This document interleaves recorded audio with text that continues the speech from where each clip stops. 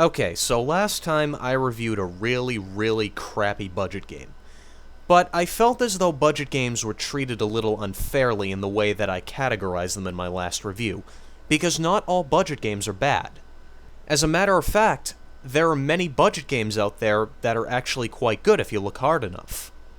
And I'd like to show you a prime example of a good budget game. So, I present to you Drive to Survive.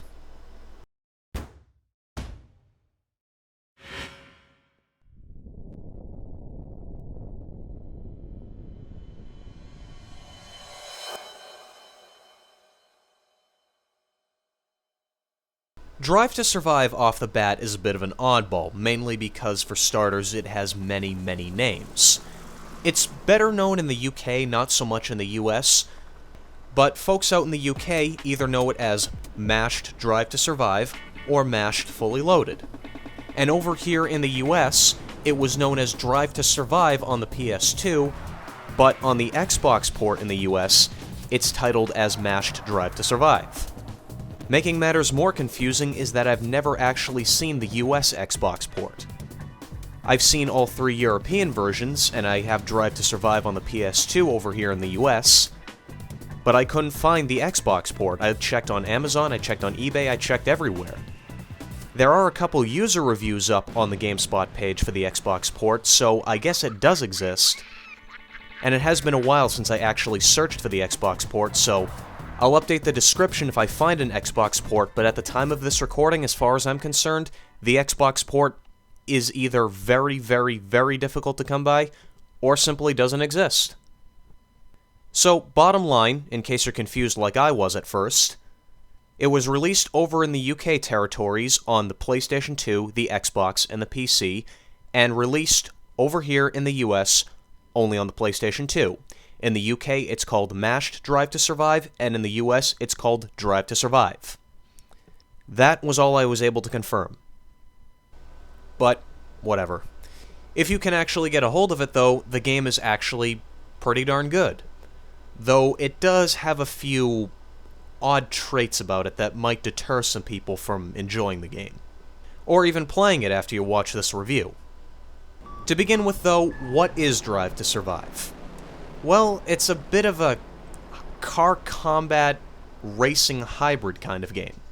The main game type in Drive to Survive is something called Battle, where you race against 3 opponents along a racetrack, collecting power-ups, and pretty much using those power-ups to just blast the ever-living shit out of the opponents. But the main objective isn't to complete a certain amount of laps or destroy all the other opponents. It's to get to the edge of the screen. To pretty much put a certain distance between you and all the other opponents, and then you win that round. It's a weird game type, but it's actually quite interesting. And your ultimate goal is to collect a certain number of points before you can move on to the next race. Now, thankfully, the manual included with the game actually does a pretty good job of explaining how the whole point scoring system works. For instance, let's say you win a round. You come in first place, and all 3 opponents are still with you. They haven't fallen off the edge of the track, they haven't been blown up, nothing. You will score 2 points, while the person who came in second place will only score 1 point, the person who came in third place will be deducted a point, and the person who came in fourth place will be deducted 2 points. But if only 1 or 2 opponents survived, you will only get 1 point. Whereas the person who came in second place will score no points but be deducted no points, the person who came in third place will be deducted 1 point, and the person who came in fourth place or who fell off the track, nothing will happen to their score. Now, if only 1 opponent survives, you're awarded 1 point if you come in first place, the person who came in second place will be deducted a point, and third and fourth place will be unaffected by the outcome of the round. It's a little confusing, but to put it simply, try to get first place as often as you can. Of course, you still have your traditional 3-lap race game type. There are actually 7 game types in all. 8 of them if you count Hold the Flag, which is for multiplayer only. There's Battle, Team Battle, Race, Beat the Bomb, Chase the Fugitive, Kill the Copter, Survival, and Hold the Flag. Battle I just explained. Team Battle is pretty much the same, although it's based entirely on the one opponent scoring system. Race is self-explanatory.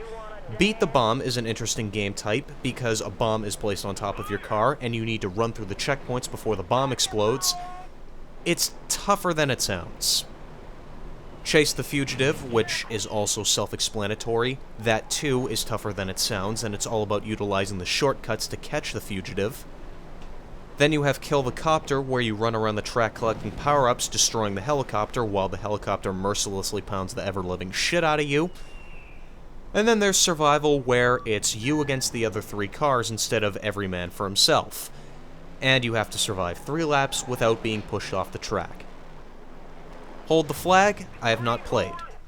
Now, to the best of my knowledge, because admittedly I have not beaten the game yet, I assume that I've gotten through a great portion of the game, but I got stuck on a track that was menacingly difficult that I just could not get by, and God knows I tried.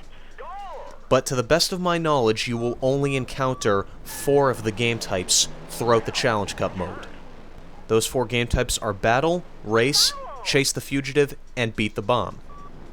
Although you will encounter some variant of Team Battle, it's never listed as Team Battle, but there are instances where it does take 2 cars and put them together as a team, and they both work together to beat you, so I guess that is like a team battle, but it's not listed as a team battle, it's just listed as a regular battle. The best part about all this, however, is that as you play through the Challenge Cup mode, you'll encounter the available game types in a completely random order. You see, the way it works is that initially only the Bronze Challenge is available. There are 3 challenges, Bronze, Silver, and Gold. And to unlock the other challenges, you have to beat the Bronze Challenge, and then the Silver Challenge, and so on and so on.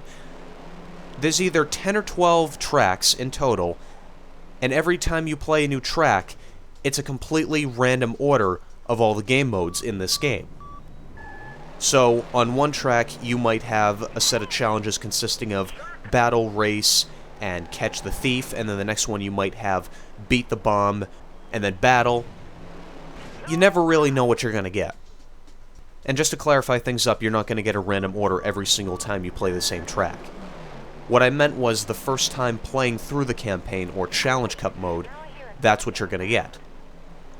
But if you ask me, that adds a lot of variety to the game and keeps the game from getting monotonous.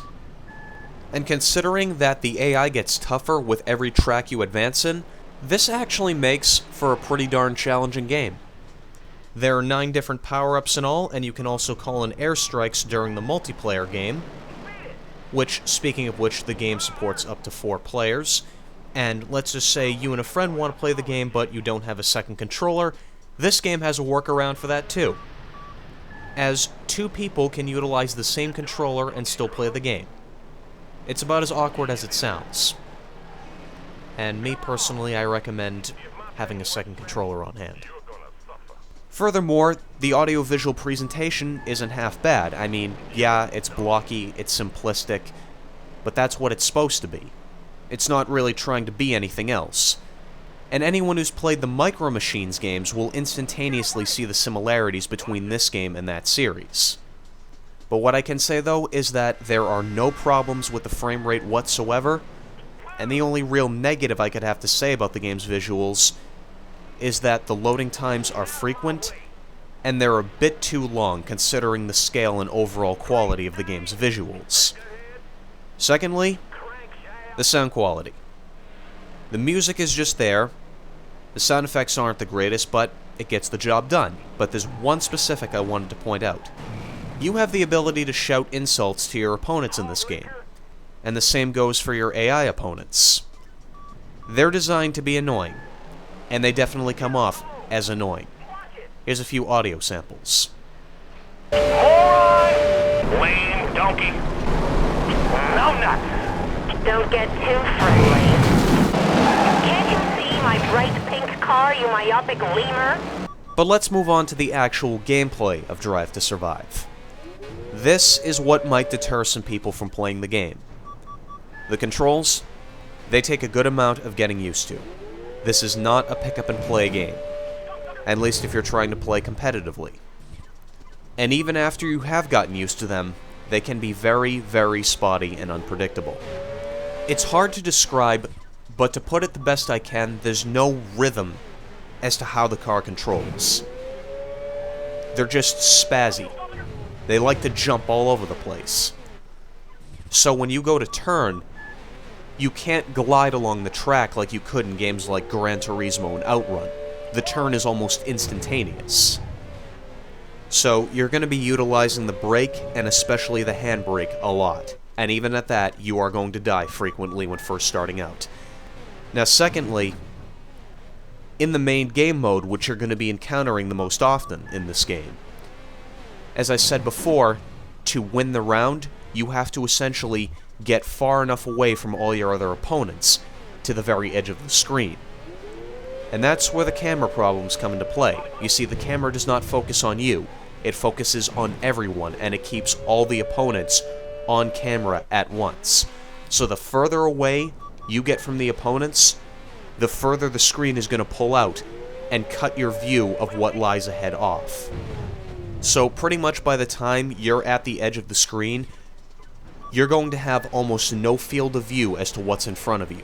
And if you encounter something, you'll have about a split second to react. This is especially infuriating on one of the levels that has you driving along a highway where numerous other cars are that can instantaneously stop you and allow your opponents to easily gain the advantage. This whole camera design is a big no-no. Thankfully, it's not existent in any mode outside of battle, but still, these two problems might hamper some people's ability to enjoy the game. That being said though, if you want my personal opinion on Drive to Survive, despite the fact that this game has some camera and control problems, I personally didn't mind it. I actually thought it made for a really good challenge. And even once I had gotten used to the controls, the game was still pretty darn challenging, as one slip-up could have cost me the entire race. And to be honest, I like that. I like a game that still gives you a damn good challenge even when you've gotten used to its mechanics. So don't let its kiddie-like appearance fool you. Drive to Survive is one tough game, and I wholly recommend checking it out. But that being said, there is actually a new and very similar game on the horizon of release by the exact same developer. It's called Wrecked: Revenge Revisited. And here's the trailer. Peggy 12.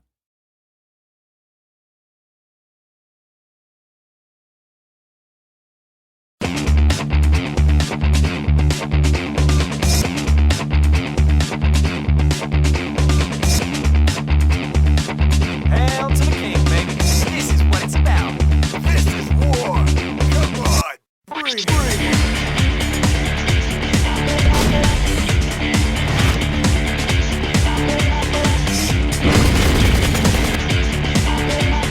Take that, sucker. Revenge is sweet. In the zone. Back to kindergarten, Junior.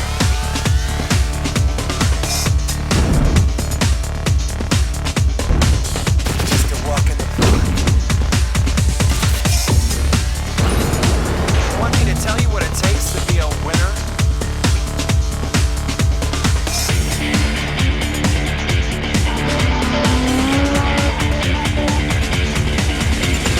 Now, I'm gonna give me some retribution. Come on, man. At least try.